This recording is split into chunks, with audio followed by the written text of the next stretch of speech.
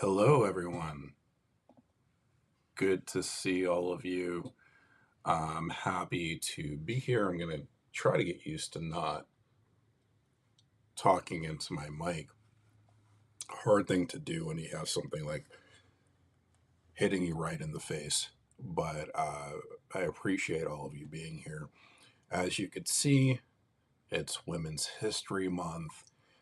Just to point this out, if you are looking at me, you are seeing Deidre Wright on the top left, followed by Sharita Washington, Jesse Hempel, Laura Blackett, Dr. Lisa Orbe Austin.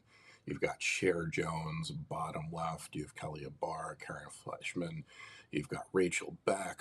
Behind them, you've got Future Kane, Rosemary Campbell Stevens, Dr. Deanna Bond, and Dr. Nadia Lopez. So, welcome to the show. Say hi if you feel free. I wanted to come on and really welcome everybody to Women's History Month. This is one of the biggest months of the year for me. Hasn't necessarily been in years past, but it certainly is this year. Reason being is because we have International Women's Day coming up next Wednesday, uh, and really celebrating the entire month. For those that don't know my story necessarily, uh, you know, I was raised by a very strong mother who I loved dearly and bickered with just as much. Uh, my grandfathers, both maternally and paternally, one died early, and um, the other's a different situation for another time. But that left my grandmother, my maternal grandmother, as the matriarch of our family. And through the years, I was raised very much in an environment where it was sort of no nonsense. Uh, there was always that respect that was due to be given and was earned in those spaces. My father um, made sure that we were aware that mama knows best, so you better pay attention to her. And then that was one of the great blessings that my father ever did. Even when I would talk back to my mother, he would support her in every way possible. And it was the support that he showed my mother that is indicative of the support I try to show my wife in front of our children. So, Women's History Month, while it should be every day and every year, is certainly symbolic of just how amazing a world in which women are respected and given the equity that they've earned can be. And the women behind me are just a few of the faces uh, that represent that fact. So, Women's History Month, you this month I am doing, let me think, because I have to include Jesse in this. Um, one, two, three, four, five, 6 or 7 speaking engagements. Uh, 3 of those are keynotes. One is going to be a fireside chat, and the last one is I'm going to be on Healing Our Future, stepping in for Future, not because Future's not going to be there this time, uh, but because the woman that's literally right above me on the left as you're looking at the screen, her name is Jessie Hempel, and for those that are not familiar, she is senior editor at large at LinkedIn. She does the Hello Monday podcast. She's written a best-selling book called The Family Outing. And I asked her to come on. She was really, well, I mean, Women's History Month very much has been symbolic on Healing Our Future of sort of my picks um, of women that I wanted to see. But uh, Jessie is not coming on because she works for LinkedIn. She's coming on because her work, her Hello Monday office hours every Wednesday with Sarah Storm have led to a lot of really important conversations. And we talk about healing our future and what the show is supposed to be doing. It's supposed to be having that healing conversation. And while this is not something I would ever hope to share with anyone, Jesse and I both have had very similar experiences through the delivery of our children. And it was something that that sparked a great conversation and I think an additional level of respect, and really kind of took it from a situation where I was somebody that was a regular watcher of her show to somebody that that there was a sort of deep connection to. So I asked her to come on, and uh, while we like to have organic conversations, I can't think, I have to think that we're going to be having a very sort of trigger sensitive conversation pertaining to that and how we've both managed to heal and move forward. Um, and sometimes, you know, one thing I'll say before I move off this topic is that sometimes you could heal and still have PTSD. So, for those that aren't familiar, post traumatic stress disorder. Um, I know that after watching my wife almost die after delivery, uh, I know that I wake up every day with her next to me and I know everything is fine. But there's sporadic moments where my brain goes back to those moments and triggers, and that fear factor comes in. So they're not mutually exclusive, and that's a really important factor to consider. So, again, Women's History Month. I wanted to share with everybody something that's very special to me. I didn't necessarily want to admit this, but at the end of this month on March 29th, I am doing an in-person speaking engagement for the first time. Now, it's that first time that I didn't want to admit because I've done shows, I've done podcasts and different things hundreds, if not thousands of times throughout my career. But but it's going to be my first time live and in person. And it's a scary notion. Uh, it's an extremely scary notion because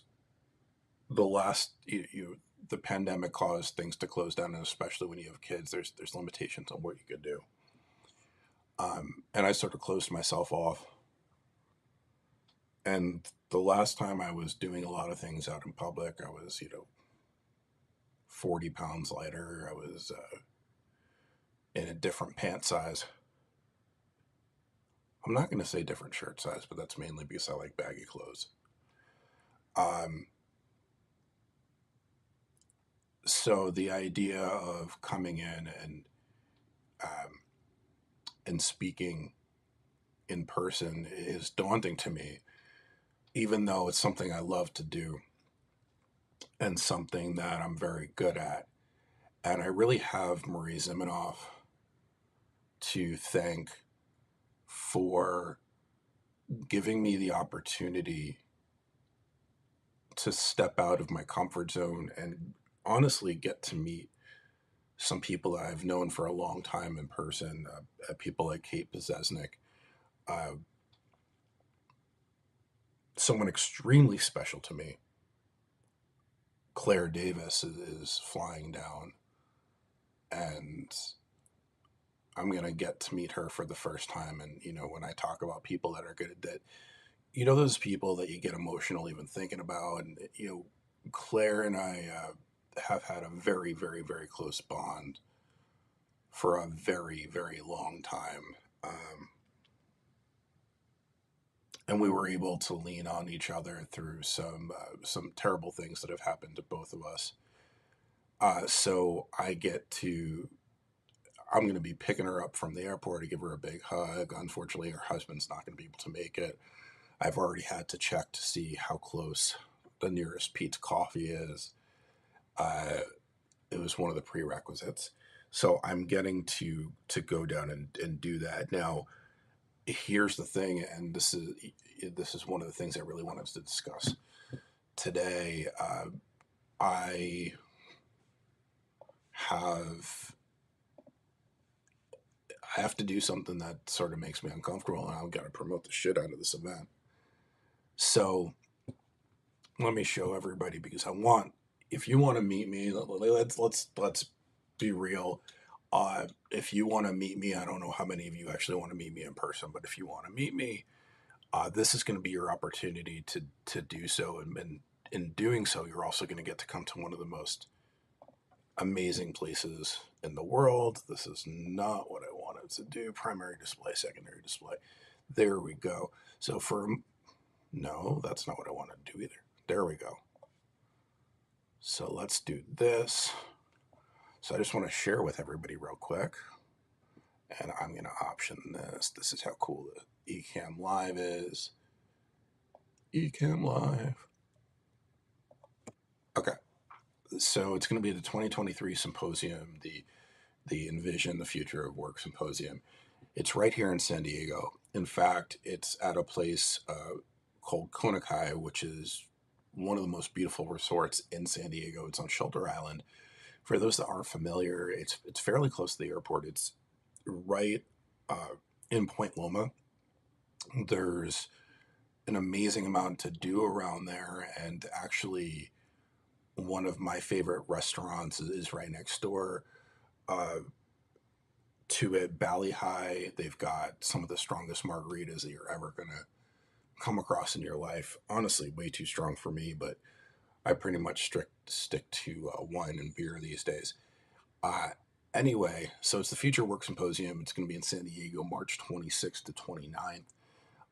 It's brought to you by Career Thought Leaders. Couple things, if you haven't heard of Career Thought Leaders, I want you to look them up. If you go to Marie Zimenoff's profile and you click on contact information, it will bring you there. Same thing if you go to the bottom of her page. 3 days of career rejuvenation. This is a summit for thought leaders. So this is going to be a great opportunity for people that want to uptick, upscale, upskill, to come and have a great time. This is a picture of the resort. I'm actually going to be doing a live on Instagram this upcoming Tuesday. I'm going down to promote the event. Actually, I have to reach out to my contact a little bit later on. So this is the resort, and it's going to be 3 days of conversations. There's going to be tours. There's going to be receptions.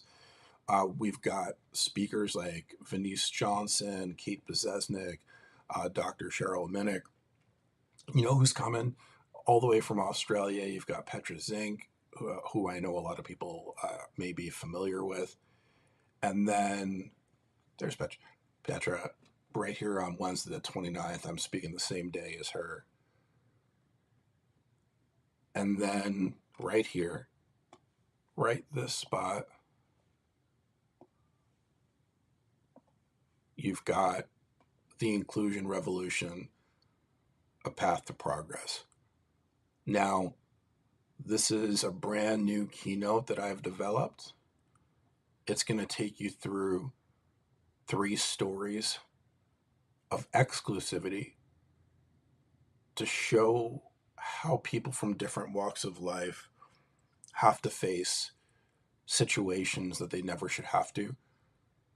We're going to talk about the why, and then we're going to talk about how you can actively be a co-conspirator, as my friend Jen Buck says, in shifting the narrative to a situation where we are in a more inclusive society. And not to pat myself on the back, I'm one of the top experts out there at having this discussion. This keynote does include some very personal stories of mine, um, as well as one that I've been very gracious because I've pulled from stories from Jackie Abram, John Graham Jr., and my friend Nicole to put together something really special. I'm extremely proud of it. And my session is going to be 3:30 on the 29th. It's the last session of the symposium. And if you need any more than that, I mean, you get to listen to me and then you could immediately jump in the water. It's an absolute gorgeous view overlooking downtown, and the pricing is incredible. It's $695 for the full symposium, and then there's all different registrations, including 1 day and otherwise. Now, I don't have a QR code that I've created for this specific live. However, if you go to my profile,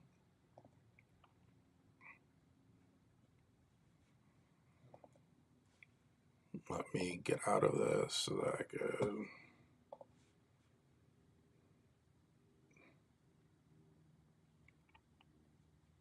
I just want to minimize. I don't want anybody to see Chloe's message.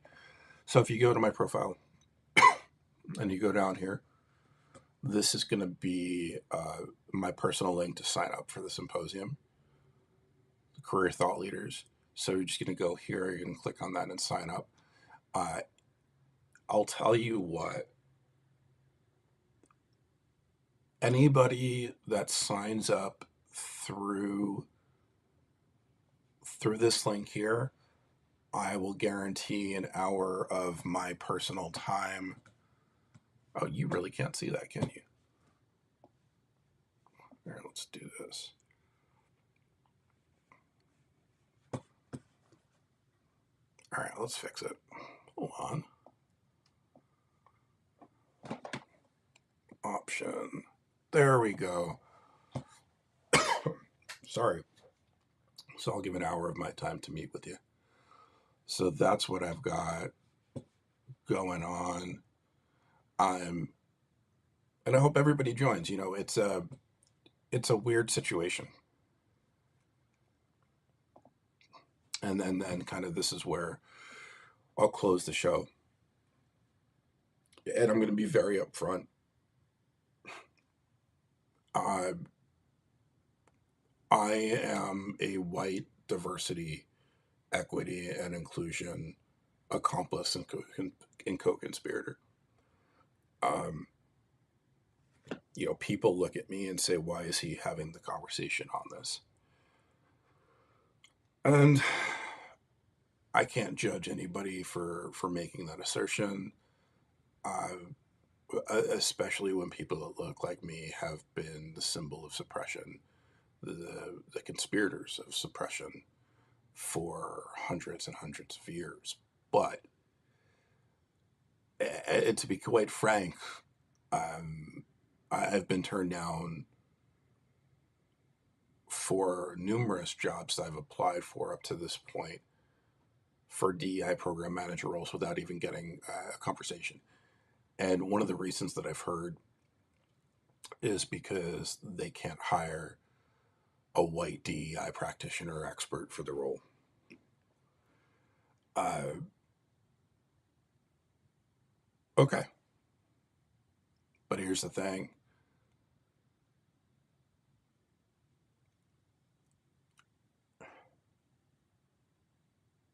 I don't even know if I could push back on that.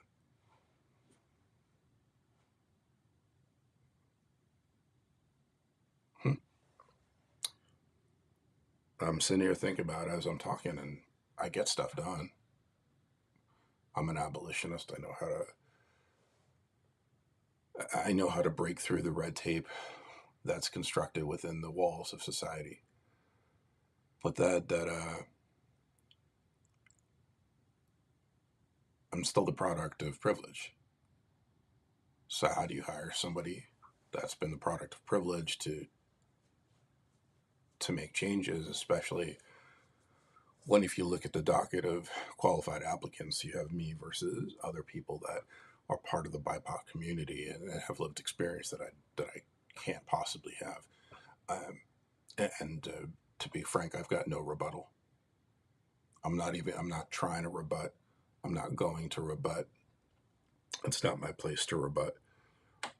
But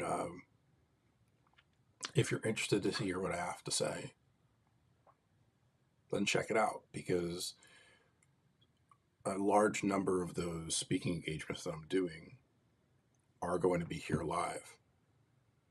So stay tuned. You've got one on March 29th. You've got one on March 23rd. You've got me live and in person through the CTL Symposium 2023 that you could sign up for in my featured section. And if you do, I will give you an hour of my time to talk about whatever you want. So there's more than ample opportunity. And until then, all I would ask is I want you to look on LinkedIn, and I want you to search the upcoming creators, or search your files for a woman that you haven't necessarily known before, but has really great content. I want you to support her, support small businesses run by women, and pay them fairly. That's what I've got for you today. I'll see you at the symposium. Uh, till then, more coffee, more sunshine. I'm out.